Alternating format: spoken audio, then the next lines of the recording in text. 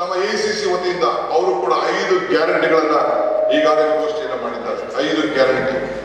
1 ಲಕ್ಷ, ಯುವ ನ್ಯಾಯ, ಮಹಿಳೆಯರಿಗೆ ನ್ಯಾಯ, ರೈತರಿಗೆ ನ್ಯಾಯ, ಶ್ರಮಿಕರಿಗೆ ನ್ಯಾಯ, ಪಾಲುದಾರರಿಗೆ ನ್ಯಾಯ ಅಂತ ಹೇಳಿ ಪ್ರತಿ ಹೆಣ್ಣು ಮಗಳು ಕೂಡ ಇನ್ನು ಮುಂದಕ್ಕೆ ಕಾಂಗ್ರೆಸ್ ಸರ್ಕಾರ ಬಂದಾಗ ನಾವು ಯಾವ ರೀತಿ 24,000 ಕೊಡ್ತಾ ಇದ್ದೇವೆ, ವರ್ಷಕ್ಕೆ 1 ಲಕ್ಷ ಕೊಡ್ತೀವಿ ಅಂತ ಹೇಳಿ ನಮ್ಮ ಮ್ಯಾನಿಫೆಸ್ಟೋ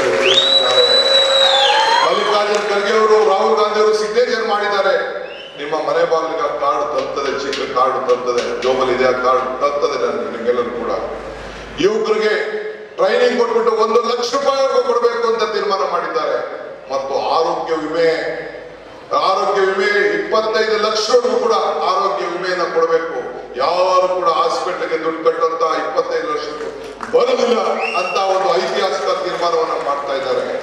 ಹಂಗೆ ರೈತರಿಗೆ ಅನೇಕ ಯೋಜನೆಗಳು, ಸ್ವಾಮಿನಾಥನ್ ಅವರ ವರದಿಯ ಅನುಸಾರವಾಗಿ ಸಾಲ ಮನ್ನಾ ಇರ್ಬೋದು, ಆಹಾರಕ್ಕೋಸ್ಕರ ಒಂದು ಬದ್ಧತೆ ಬೆಳೆದಂತದಕ್ಕೆ ಒಂದು ನ್ಯಾಯವನ್ನು ಕೊಡಿಸುವಂತ ಒಂದು ಕಾರ್ಯಕ್ರಮವನ್ನು ಕೂಡ ಇವತ್ತು ಮಾಡ್ಕೊಂಡು ಬರ್ತಾ ಇದ್ದಾರೆ. ಆದ್ರಿಂದ ನಮ್ಮ ಅಭ್ಯರ್ಥಿ, ಕಾಂಗ್ರೆಸ್ ಪಕ್ಷದ ಅಭ್ಯರ್ಥಿ, ಹೆಸರು ಹೇಳ್ಬೇಡಿ, ಅದಕ್ಕೆ ಅಕೌಂಟ್ ಹೋಗ್ತಿದ್ರೆ ಅವ್ನು ಬಡವ ಹೇಳ್ತಿರ್ತಾರೆ ದುಡ್ಡು. ಸೊ ಅದಕ್ಕೆ ನಾವು ಹೆಸರು ಹೇಳ್ತಾ ಇಲ್ಲ.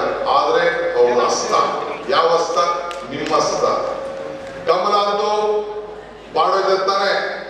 ಕುಮಾರಣ್ಣ ಪಾಪ ಮಹಿಳೆನ ಇವತ್ತು ಏನ್ ಮಾಡಿದೆ, ನಿನ್ನೆ ಮೊನ್ನೆನೆ ಹಿಂದೆ ಬಿಸಾಕ್ಬಿಟ್ಟು ಹೋಗಿ ಕಮಲ ಜೊತೆ ಸೇರ್ಕೊಂಡ್ಬಿಟ್ಟು ಹೊಂಟೋಗಿ ನೀನ್ ಅವ್ರ ಪಾರ್ಟಿ ಮುಗಿದೋಗಿ ಕೇಸ್ ಹೇಳ್ಬೇಕು ದೇವೇಗೌಡರು. ಆ ಪಾರ್ಟಿ ಉಳಿತದ ಇಲ್ಲ ಅನ್ನೋದ ದೇವೇಗೌಡರು ಉತ್ತರ ಕೊಡ್ಬೇಕು. ಆ ಪಾರ್ಟಿ ಇರ್ತದ ಅಂತ ಈಗ ನಮ್ಗೆ ಪಟ್ಟಿ ಕೊಟ್ಟರು. ನಾನು ನಮ್ಮ ವಿನಯ್ ಕುಮಾರ್ ಸ್ವಾಮಿಗೆ ಕೊಟ್ಟಿದ್ದೇನೆ. ಸುಮಾರು 100 ಜನ ಜನತಾದಳದಲ್ಲಿ ಇದ್ದವರು ಕಾಂಗ್ರೆಸ್ ಪಕ್ಷಕ್ಕೆ ಸೇರ್ಕೋಬೇಕು ಅಂತ ಹೇಳ್ಕೊಡ್ತಾ ಇದ್ದಾರೆ. ಮುಂದಕ್ಕೆ ಭವಿಷ್ಯ ಇಲ್ಲ. ಜಾತ್ಯತೀತ ತತ್ವವನ್ನು ನಂಬ್ಕೊಂಡಿರೋಂಥವ್ರಿಗೆ ಯಾವ್ದಾದ್ರು ಒಂದು ಪಕ್ಷ ಇದ್ದರೆ ಕಾಂಗ್ರೆಸ್ ಪಕ್ಷ. ಆದ್ರಿಂದ ಇವತ್ತು ಯಾರ್ಯಾರು ನಮ್ಮ ಪಕ್ಷಕ್ಕೆ ಸೇರ್ಪಡೆ ಆಗ್ತಾ ಇದ್ದಾರೆ ಅವರೆಲ್ಲರೂ ಕೂಡ ನಾನು ತುಂಬ ಹೃದಯದ ಸ್ವಾಗತವನ್ನು ನಾನು ಬಯಸ್ತೇನೆ.